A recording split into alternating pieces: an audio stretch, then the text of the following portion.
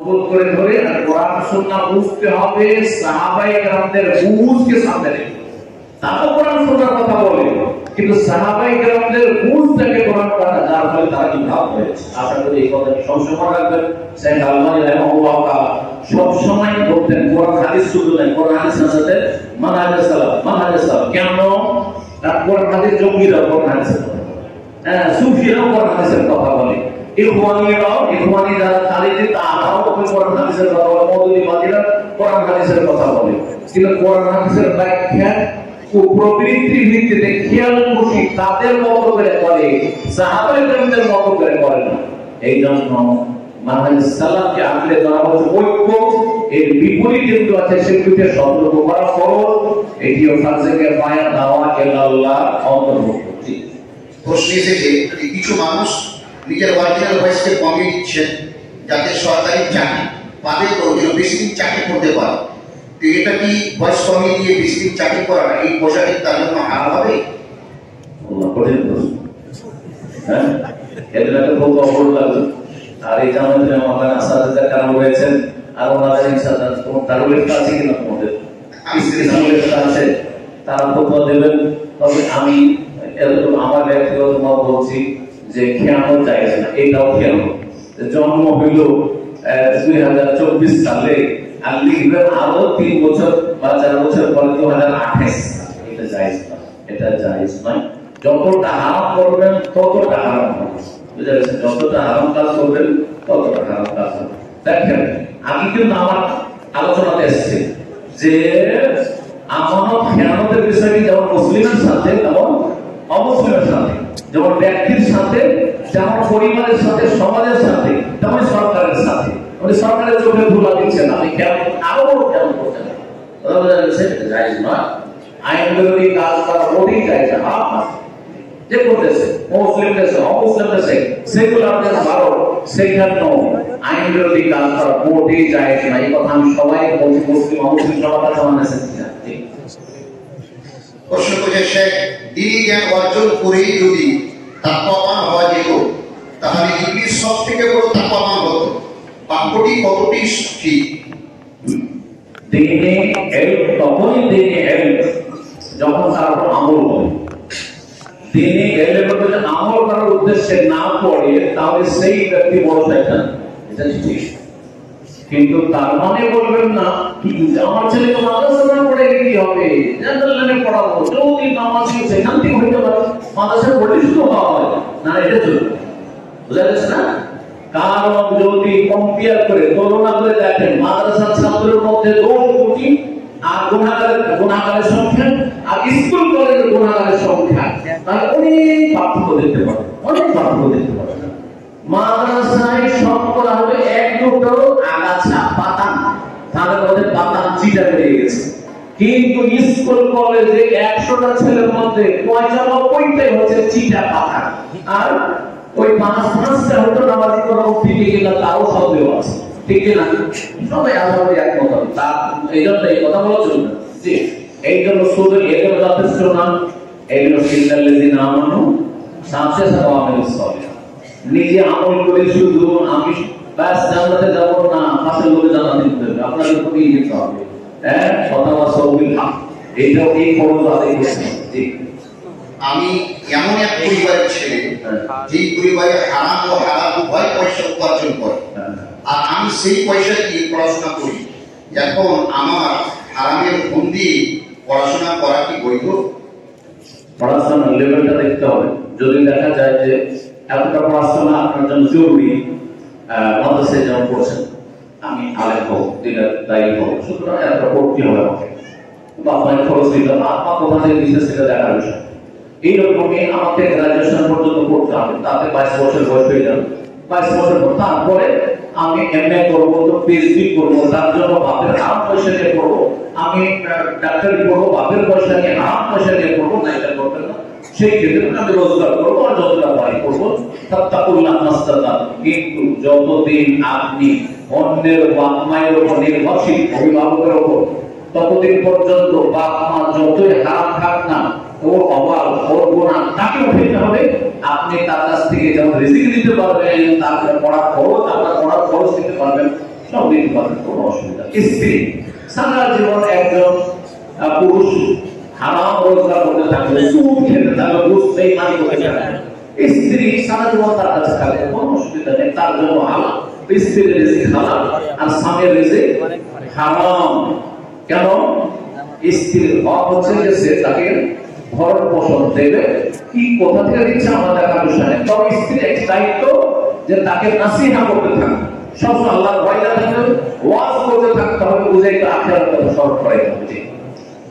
আমার পড়া মনে থাকে না, আমার পড়া মনে থাকে না, আমার পড়া মনে থাকে না, ছাত্র প্রশিক্ষণ আমার পড়া মনে থাকে না, আমি কি করে পড়া মনে রাখবো? মানে আমাকে মনে রাখবো। ইমাম শাফিঈ রাহিমাহুল্লাহ তো সবাই জানেন سكوت وكيلا وحفظي فأوصاني إلى ترك المعصية إنك مأمور من الله ونور الله لا يضل। কে তর্জমা করবে? মাদ্রাসা একজন ছাত্র সবাই ক্লান্ত হয়ে গেছে, না ক্লান্ত হয়ে গেছে, বিরক্ত হয়ে গেছে। হ্যাঁ, سكوت إلى وكيل ইমাম শাফিঈ রাহিমাহুল্লাহ তাআলা তিনার উস্তাদ ওয়াকিল বিন জাররাহ অভিযোগ করলেন, সাকাওয়াত মানে অভিযোগ, কমপ্লেন। হ্যাঁ, অভিযোগ করছেন আমি শুয়ে ফেলছি, মানে আমরা স্মৃতি শক্তি দুর্বল, মনে রাখতে পারি না, এই আমরা প্রশ্ন উত্তর। হ্যাঁ, মনে রাখতে পারি না। উনি বললেন যে তুমি গুনাহগুলো ছেড়ে এলা তারকিল মাসি, গুনাহ ছাড়ো। দেখো গুনাহ তোমাদের কি গুনাহ আছে, এর জন্য ফেসবুকে না মহিলার ছবি দেখছো, মহিলার খবর শুনছো, আর গান শুনছো, গান শুনছো, অথবা কারোর সাথে খারাপ আচরণ করছো, বিভিন্ন পাপে জড়াচ্ছ, ফজরের জামাতে হাজির হও না, হ্যাঁ বাড়ি গেলে নামাজ পড়ো, মাদ্রাসায় নামাজ পড়ো, বাড়িতে নামাজ পড়ো লাগে, অনেক মাদ্রাসা আছে, এই রোগ আছে, সাবধান, কিন্তু আল্লাহ ভয় করে নামাজ পড়ো, ঠিক তাহলে হবে না কাজ, ঠিক। তারপরে হচ্ছে নূর একটা, এই বলছে আল্লাহ নূর, নূরুল্লাহ। হ্যাঁ, সুতরাং নূরুল্লাহ লা ইউদাল, আল্লাহর জ্যোতি, জ্যোতি কাকে দেবেন? যে জ্যোতিটাকে ধারণ করে রাখতে পারবে। গুনাহগারকে আল্লাহ দেবেন, গুনাহগার এলেম। দেখেন অনেক পাপী আমাদের জন্য অনেক বড় আলেম হয়েছে, আমি জানি আমাদের বন্ধু মহলে, আমি দেশে বিদেশে বিভিন্ন জায়গায় পড়াশোনা, ইউপিতে পড়াশোনা করেছি, অনেক সাথী সঙ্গীরা আছে আমার চাইতে পড়তে ভালো ছিল, আমার চাইতে ব্রেন ভালো ছিল, কিন্তু তাদের তখন দেখতাম নামাজের পরে গাফিলতি ছিল, সেগুলি পয়সা মাত্র পেয়েছে, কিন্তু তাদের এলেমের নূর মানুষের কাছে পৌঁছে। তো তাকওয়া জরুরি, অত্যন্ত জরুরি। ওনাকে অন্তরে ইখলাস কি করে নিও? হ্যাঁ, নিজের অন্তরে ইখলাস কি করে নিও? আখিরাতকে মুকদ্দাস বানাইতে হবে।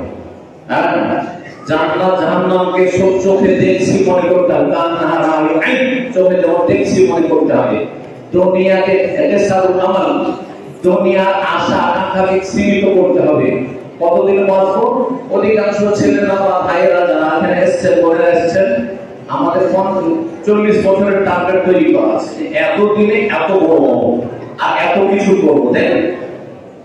কিন্তু হয়তো আমাদের আজকে ফজর হবে না, হবে জানা আছে?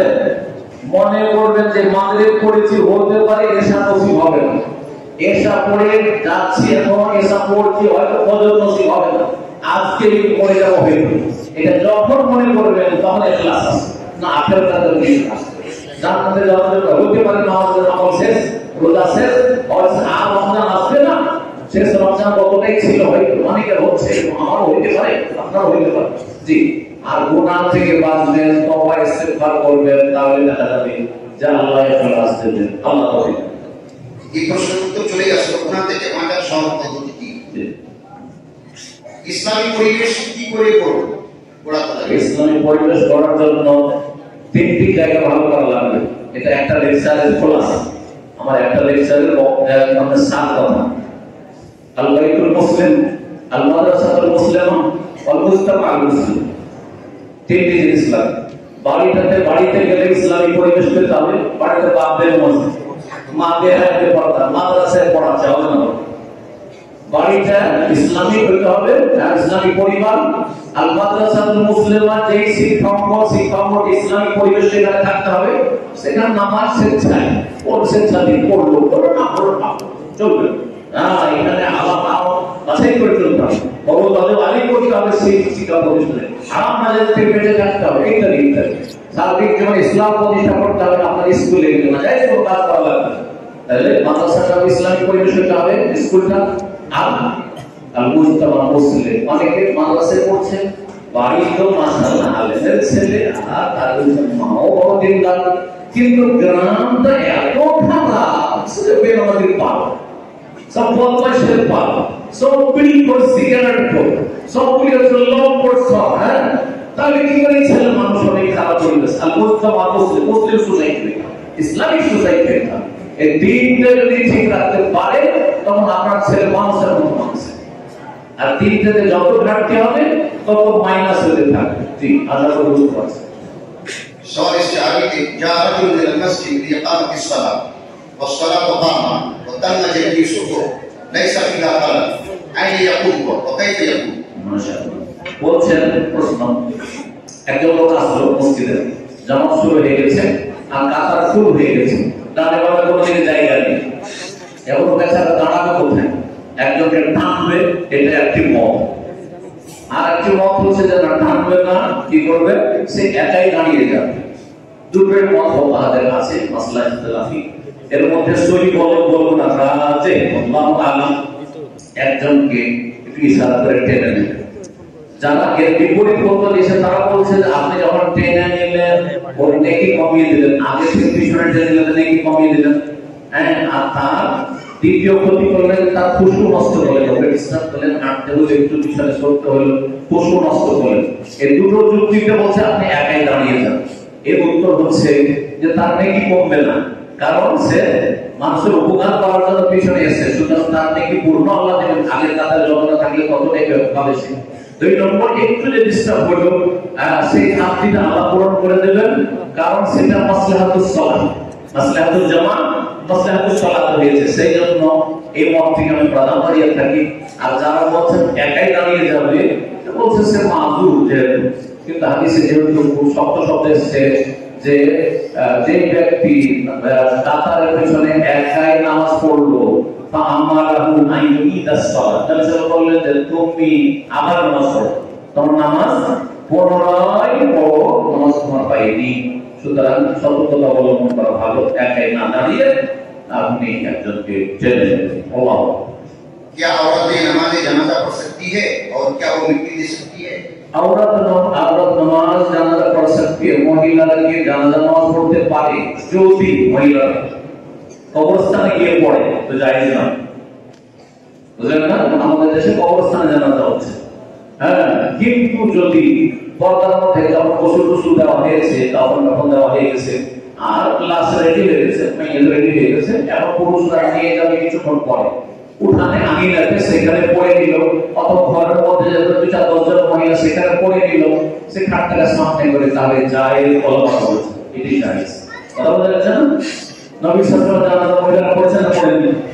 হ্যাঁ, পড়েছেন। তো এটা জায়েজ হয়েছে।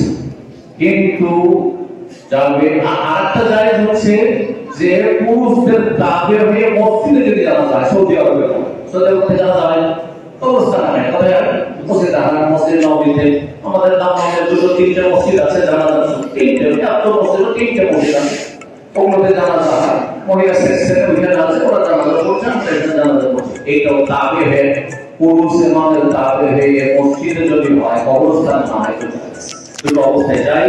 আর একটা অবস্থায় কবরস্থানে গিয়ে